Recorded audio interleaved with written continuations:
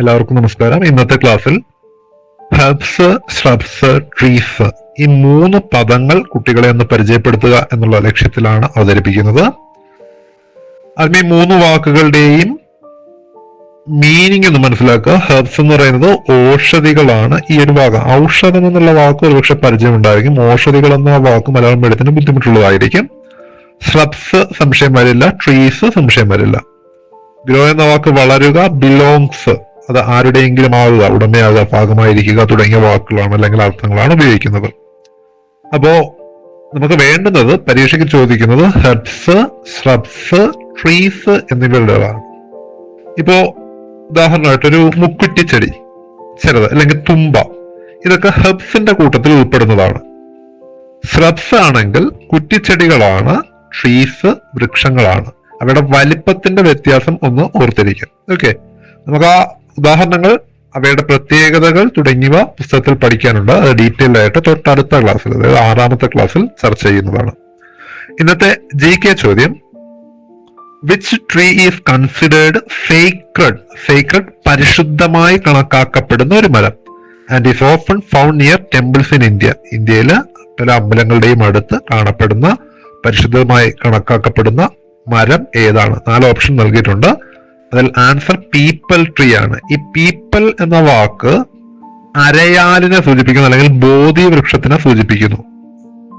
അതേ വാക്ക് തന്നെയാണ് ബന്യാൻ, പേരാലാണ്. ഇവ തമ്മിൽ വ്യത്യാസമുണ്ട്, അതും കൂടെ ഒന്ന് ആലോചിച്ചേക്കാം. പീപ്പിൾ, ബന്യാൻ എന്തായാലും ആലിന്റെ കുടുംബത്തിൽ പെടുന്നതാണ്.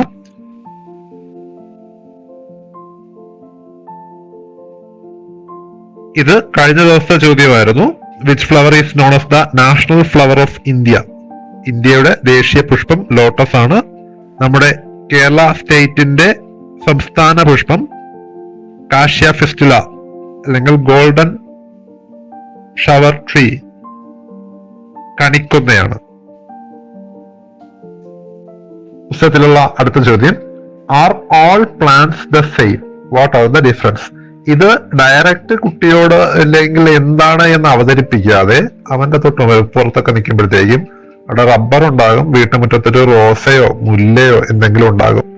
ഈ 2 ചെടികളും തമ്മിൽ എന്തെല്ലാം വ്യത്യാസമുണ്ടെന്ന് പുറത്ത് നിൽക്കുമ്പോൾ ചോദിച്ചു നോക്കുക. എന്നിട്ട് ഫ്രീ ആയിട്ടുള്ള സമയത്ത് ഒരു ബുക്ക് എടുത്ത് കൊടുത്തിട്ട് ഇതിൽ എന്തൊക്കെ വ്യത്യാസമുണ്ട്, നിനക്ക് വരയ്ക്കാൻ പറ്റുമോ, അങ്ങനെയൊക്കെ ഒന്ന് ചോദിച്ചു നോക്കി അറേഞ്ച് ചെയ്താൽ അവൻ അതൊരു പക്ഷേ എൻഗേജിങ് ആക്ടിവിറ്റി ആയിട്ട് ചെയ്തിട്ടുണ്ടാവാം. അപ്പൊ അവയുടെ വലിപ്പം, സ്റ്റെമ്മ്, സോഫ്റ്റ് സ്റ്റെം ആണോ ഹാർഡ് സ്റ്റെം ആണോ, ലീഫ് ഷേപ്പ്, ഗ്രോയിങ് സിറ്റുവേഷൻ, അവയുടെ ലൈഫ് സ്പാൻ. ഇപ്പോൾ ഒരു പയർ ചെടി എത്ര നാള് നിലനിൽക്കും? Under A year. അതേസമയം ഒരു റബ്ബർ പ്ലാൻ ആണെങ്കിൽ ഒരുപാട് വർഷം നീണ്ടു നിൽക്കും.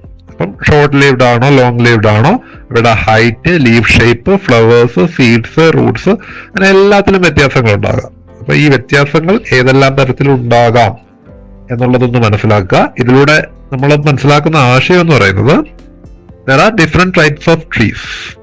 പലതരത്തിലുള്ള വൃക്ഷങ്ങളുണ്ട്. and they are useful. some are medicinal, some are used for food.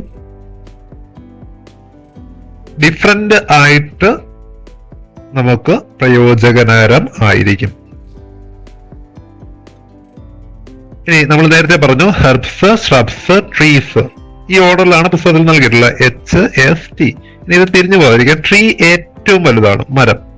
Shrubs കുറ്റിച്ചെടികളാണ്, മരത്തിനേക്കാളും നീളം കുറഞ്ഞതാണ്. ഷ്രബ്സ്, ഇനി ഹെർബ്സ് എന്ന് പറയുന്നത് ഷ്രബ്സിനേക്കാളും ചെറുതാണ്. ഇപ്പൊ തുമ്പ മനസ്സിൽ ആലോചിച്ച് വെക്കുക, മുക്കുറ്റി ആലോചിച്ച് വെക്കുക. അങ്ങനെയുള്ള ചെറിയ ചെടികളാണ് ഹെർബ്സ് എന്ന് പറയുന്ന കൂട്ടത്തിൽ വരുന്നത്. ഇനി ഇതിന്റെ ഓർഡർ ഒരിക്കലും തെറ്റിപ്പോകില്ല. ഇവിടെ വലിപ്പവും നിങ്ങളുടെ മനസ്സിൽ വ്യത്യാസം വരില്ല. കാരണം ഇംഗ്ലീഷിൽ നമ്മൾ പഠിക്കുന്നതിൽ ആദ്യത്തെ അക്ഷരം H വരും, പിന്നീടാണ് S വരുന്നത്, പിന്നീടാണ് T വരുന്നത്. H 8ാമത്തെ അക്ഷരവും S 19ാമത്തെ അക്ഷരവും T 20ാമത്തെ അക്ഷരമാണ്.